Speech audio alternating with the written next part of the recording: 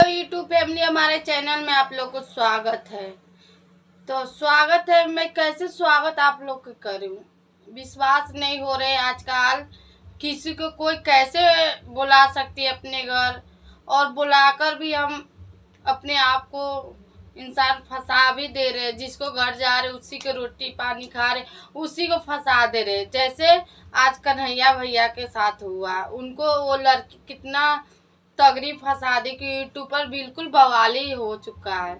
इधर विष्णु भैया भी वीडियो बना रहे हैं क्योंकि उनको कन्हैया भैया को फंसा दिया गया है इसलिए।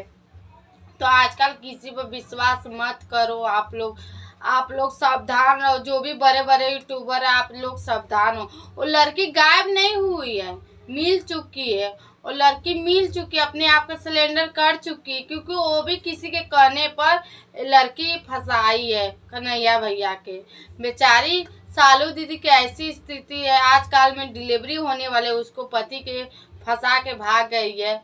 उसको कभी सही होगा? जो बच्चे उनके पेट में पड़ रहे उसको बाप को फंसा दिया गया है, तो वो लड़की को कभी भी सही नहीं होगा। और मालती दीदी और विष्णु भैया भी बोल रहे वो लड़की कभी सुखित नहीं रहे।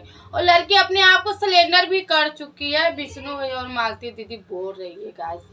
तो गाइस किसी पर आजकल विश्वास मत करना, विश्वास मत करना।